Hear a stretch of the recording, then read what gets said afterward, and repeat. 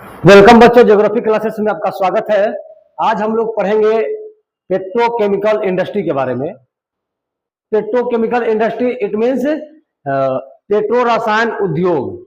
ये English word है petrochemical industry, ठीक है। तो उसी को पेट्रो रसायन उद्योग भी कह सकते हैं। तो हम लोग वही चीज जानेंगे कि पेट्रो केमिकल इंडस्ट्री है वो जो क्या है और किस प्रकार से वो फंक्शन करता है, किस तरीका से उसके कार्य होते हैं, या उसको कितने प्रकारों में उपवर्गों में विभाजित किया गया है, या उसके डेवलपमेंट से संबंधित जो भी तथ्य हैं हम बारी बारी से इसमें देखने वाले हैं। तो आप अंत तक बने रहिए, हम लोग चीजों को समझेंगे, इसका बेस मटेरियल क्या है या किस प्रकार के उद्योग हैं, ठीक है। तो इसके नाम से साउंड कर रहा है, ठीक है, यानी कि पेट्रोकेमिकल, यानी कि पेट्रोलियम से जो भी एक तरह से रसायन प्राप्त हो रहे हैं उसको हम लोग पेट्रोकेमिकल या पेट्रो रसायन कह सकते हैं। और उससे संबंधित जो उद्योग होगा उसको हम लोग पेट्रोकेमिकल इंडस्ट्री कहेंगे, ठीक है। यानी कि जो आपका पेट्रोलियम है जिसको हम लोग खनिज तेल कह सकते हैं, यानी कि खनिज तेलों के आधार पे जिस उद्योग की स्थापना की जाती है हम लोग उन्हीं उद्योगों के बारे में इसमें मुख्य रूप से देखने वाले हैं। तो जो भी आपका पेट्रोलियम है, तो पेट्रोलियम से या जो खनिज तेल है उससे उद्योग जो है कि कैसे उद्योग जनरेट होता है वो चीज हम लोग देखेंगे। उसके कौन कौन से उद्योग हैं और उसका हमारे जीवन में कितना महत्व है, ठीक है। तो सबसे पहले हम लोग इसके बारे में जानते हैं, इसके वर्गों के बारे में देखते हैं कि किन किन प्रकार के होते हैं, इसका आधार मटेरियल जो है कि क्या क्या है, ठीक है। तो हमारे साथ अंत तक बने रहिए, हम लोग इसमें बारी बारी से सबको देखने वाले हैं, ठीक है। इंग्लिश रहे या हिंदी रहे उससे कोई फर्क जो है कि नहीं पड़ता है। तो सबसे पहले हम लोग उन चीजों को जानने का प्रयास करेंगे। एक्चुअली में हम लोगों को अभी ये नहीं देखना है, हम लोगों को वो कुछ और देखना है। हम लोगों को देखना है पेट्रो इंडस्ट्री में इसके वर्ग जो है कि कौन कौन से हैं, ठीक है। तो पहले ये देखा जाए कि पेट्रोकेमिकल इंडस्ट्री जो है, ठीक है, इसको कितने भागों में बांटा गया है। इसको टाइप्स कह सकते हैं, ठीक है। यह आपका टाइप्स है, तो कितने भागों में इसको बांटा गया। तो पहले ये चीज समझ लेते हैं कि पेट्रो रसायन जो है यानी कि जो आपके जो खनिज तेल है उसके आधार पर जो भी इंडस्ट्री की स्थापना की गई है उसको हम लोग पेट्रो रसायन उद्योग कहते हैं। तो इसका जो बेस होगा, ठीक है, जैसे पॉलिथीन सुने होंगे, नायलॉन सुने होंगे, डेक्रॉन सुने होंगे, इस प्रकार से के जो भी उद्योग लगाए जाते हैं यानी कि जो रसायन केमिकल के बेसिस पे बनाए जाते हैं, जो आर्टिफिशियल होते हैं, जिसको हम लोग कृत्रिम बोल सकते हैं, ठीक है। तो कृत्रिम तरीका से आपका रेशा तैयार करना या जो भी आप शर्ट वगैरह पहन रहे हैं वो हो गया, आप पॉली बैग का इस्तेमाल जो है कि दिन प्रतिदिन कर रहे हैं वो हो गया, या टायर वगैरह है, ठीक है, जो गाड़ियों में प्रयोग में लाए जाते हैं, टायर हो गए या ट्यूब हो गए, इस प्रकार के जो भी उद्योग हैं उसको हम लोग पेट्रो रसायन उद्योग के अंतर्गत रखते हैं। पेट्रो केमिकल इंडस्ट्री के अंतर्गत उसको कैटेगरी में रखते हैं। तो हम लोग अगर उसकी टाइप्स की बात करते हैं तो यह जो है कि आपका जनरली 4 टाइप्स के होते हैं, ठीक है। जनरली कितने टाइप के होते हैं? ये 4 टाइप के होते हैं। जैसे आप एक टाइप्स हो गया आपका पॉलीमर।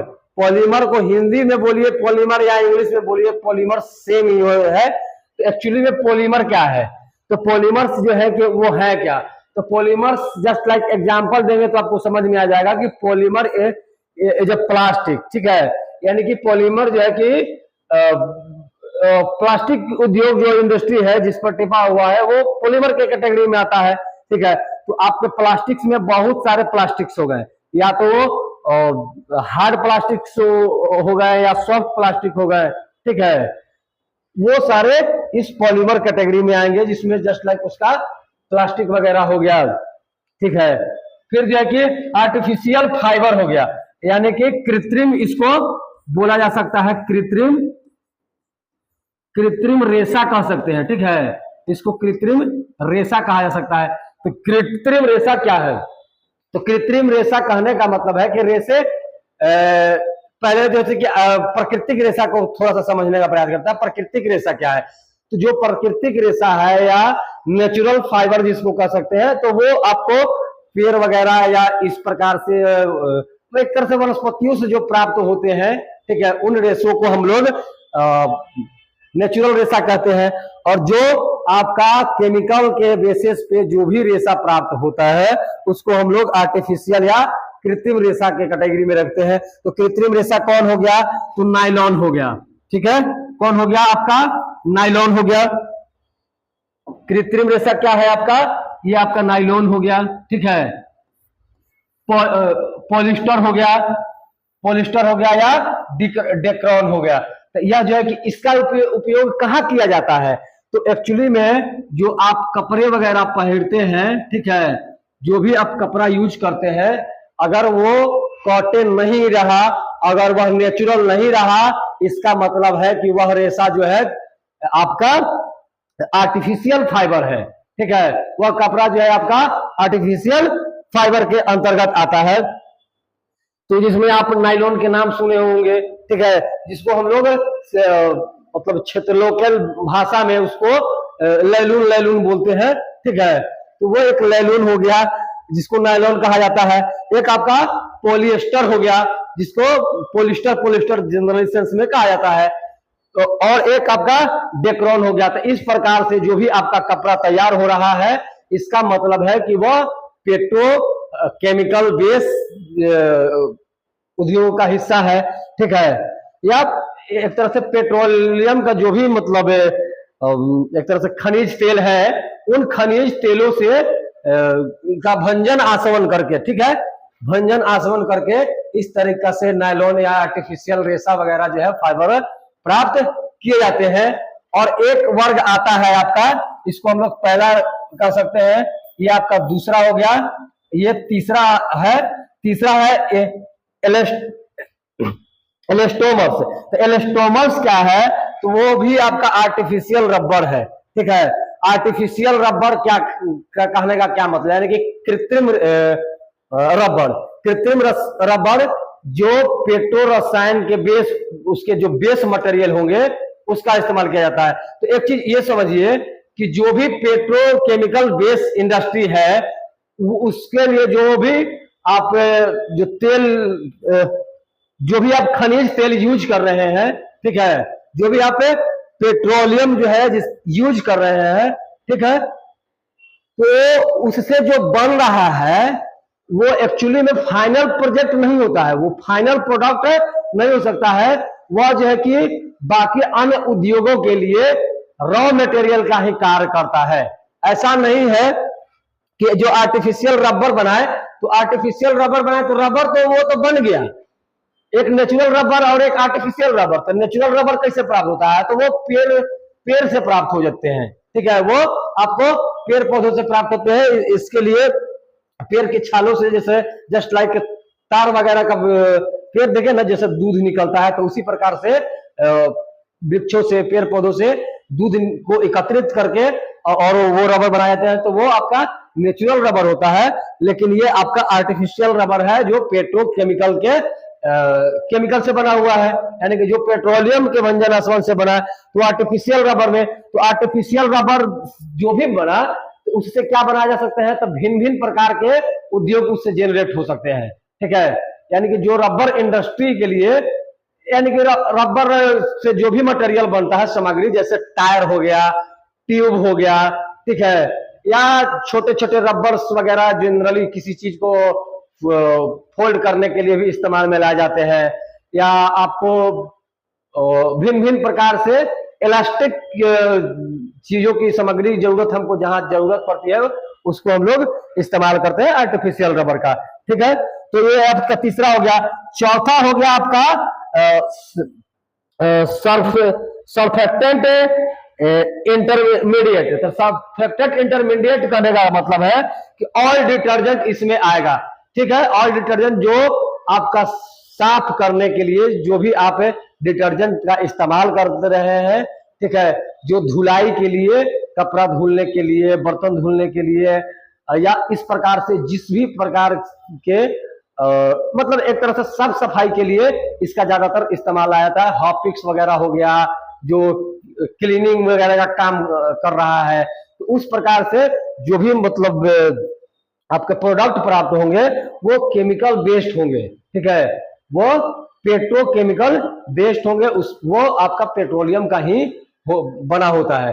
तो ये इसके कैटेगराइज हो गए, यानी कि इसको मूल रूप से हम लोग 4 उपवर्गों में बांट सकते हैं। ठीक, आपने देखा कि आप उससे एक पॉलीमर है जिससे प्लास्टिक निकला, एक जो है कि आपका नायलॉन है, पॉलिस्टर है और डेक्रोन है, फिर एक आप आर्टिफिशियल रबर है और एक आपका डिटर्जेंट का ऑयल कैटेगरी।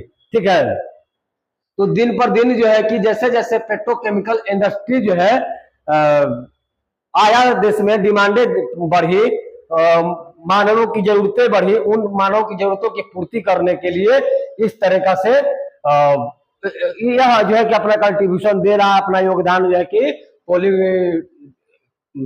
पेट्रोकेमिकल इंडस्ट्री जो है कि अपना योगदान जो है निभा रहा है। अब इसी में हम लोग देखेंगे आगे कि और कौन कौन से जो है, तो जैसे अब इसको यहाँ देखिए कि पेट्रोकेमिकल इंडस्ट्री को अगर हम लोग डेवलपमेंट की बात करते हैं, ठीक है, हम लोग अगर डेवलपमेंट की बात करते हैं तो इसको स्टेप बाय स्टेप समझने का प्रयास करना होगा। हाँ, तो इसको स्टेप बाय स्टेप समझने का प्रयास करना होगा। जो डेवलपमेंट आप देख रहे हैं, हम यहाँ पे 3 स्टेप्स देख रहे हैं। ठीक है, सबसे पहला जब डेवलपमेंट की बात आती है तो अगर पहला कारखाना की बात करते हैं, ठीक है, यानी कि फर्स्ट स्टेज में, ठीक, या फर्स्ट स्टेप कहिए, कोई दिक्कत नहीं है। ठीक है, ये जो फर्स्ट स्टेप है आपका, ठीक है, तो फर्स्ट स्टेप लिया जाता है कि भारत में इस उद्योग का पहला कारखाना जो है 1961 में बंबई में खोला जाता है। ठीक है, और उसका नाम रखा जाता है the national organic chemical industry के नाम से। 1961 में बंबई में पहला पेट्रो रसायन उद्योग स्थापित किए जाते हैं।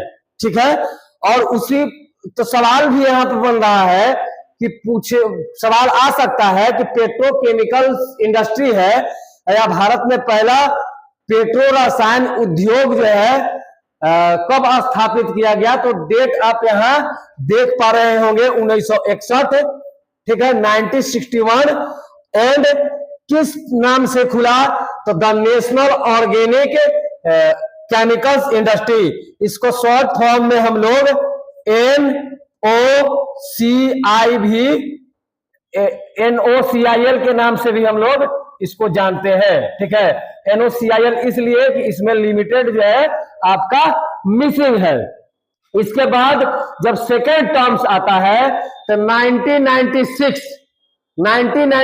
ट्राम्बे में, तो ट्राम्बे भी आपका मुंबई में ही है। ठीक है, कहाँ है ट्राम्बे, आपका मुंबई में है। ठीक, तो इसी ट्राम्बे में आपका यूनियन कार्बाइड इंडिया लिमिटेड के द्वारा एक और पेट्रोकेमिकल इंडस्ट्री की स्थापना की जाती है। पेट्रोकेमिकल जो है कि कारखाने, पेट्रोकेमिकल बेस्ड कारखाने लगाए जाते हैं। और दूसरा लगाया गया आपका ट्राम्बे, तो आपको ट्राम्बे याद रखना है। ठीक है, उसके बाद ट्राम्बे में कौन, तो यूनियन कार्बाइड इंडिया लिमिटेड नाम से। ठीक है, उसके बाद जब एक आता है कोयली में, तो कोयली में 1969 में एक और कारखाना खोल दिया जाता है।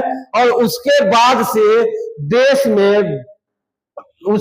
देश के विभिन्न जगहों पर कारखाने खुलने स्टार्ट हो जाते हैं और दनादन कारखाने खुलने लगते हैं, और खुलते खुलते कारखानों की संख्या में बढ़ोतरी देखने के लिए मिलता है। तो देश के विभिन्न भागों में, आंध्र प्रदेश से लेकर के, यानी कि उत्तर भारत, दक्षिण भारत से लेकर के उत्तर भारत तक इसकी कारखानों की संख्या में बढ़ोतरी देखने को हमको मिलता है।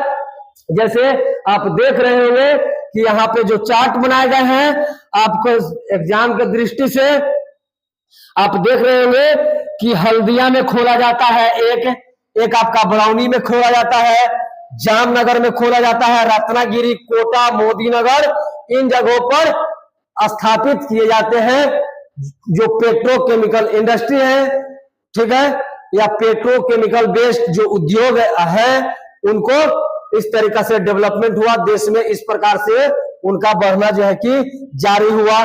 तो आप जगह याद रखेंगे, डेट याद रखेंगे, ठीक है। और हम यहाँ बताते चले कि हल्दिया जो है आपका वेस्ट बंगाल में है, ठीक है। डब्ल्यू भी यहाँ लिख रहे हैं, ये आपका वेस्ट बंगाल में है। बरौनी में भी आपका तेल शोधक का बरौनी में भी खुला, ठीक है। तो बिहार है बरौनी। जामनगर जो है आपका भैया गुजरात में है, ठीक है। जामनगर गुजरात में। रत्नागिरी जो है महाराष्ट्र में है, महाराष्ट्र में है। महाराष्ट्र होते हैं मठ लिखाते हैं महाराष्ट्र। कोटा है तो कोटा आपका राजस्थान में है। कहाँ है? राजस्थान का हिस्सा है। यहाँ पर भी पेट्रोकेमिकल इंडस्ट्री खोले गए, स्थापित किए गए। और एक आपका मोदी नगर है जो आपका उत्तर प्रदेश यानी कि यूपी का हिस्सा है। तो इस प्रकार से भारत में पेट्रोकेमिकल इंडस्ट्री का डेवलपमेंट आप देख पा रहे होंगे। पहला है आपका बंबई में, ठीक है। पहले इसका नाम बंबई ही था, अब इसका नाम है आपका मुंबई हो गया है, ठीक है। पहले उसका नाम बंबई था, अब इसका नाम मुंबई हो गया है। और यह 1961 में स्थापित किए गए थे। तो इस तरीका से पेट्रोकेमिकल इंडस्ट्री जो है धीरे धीरे अपने देश में डेवलप करती है। और हमारी निर्भरता जो है इस पर बहुत ज्यादा हो गया है, ठीक है। पेट्रोकेमिकल इंडस्ट्री के आने से हमारे देश में बहुत सारे सेक्टरों का रॉ मटेरियल जो है बहुत जल्दी से आसानी से मिल पाता है, ठीक है। जिससे जो भी डिमांड है मार्केट में उन डिमांडों की पूर्ति जो है की जाती है। जैसे आपको कपड़ा उद्योग के हम लोग लेते हैं, ठीक है।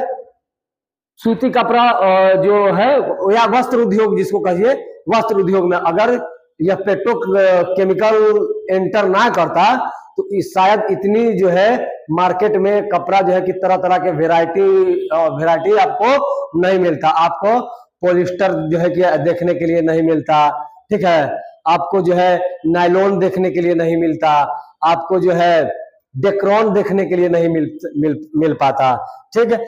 या आप पॉली बैग वगैरह का यूज कर रहे हैं, वो चीजें नहीं होती। तो देखिए इसका बेनिफिट तो है लेकिन इसका एक नुकसान भी है, ठीक है।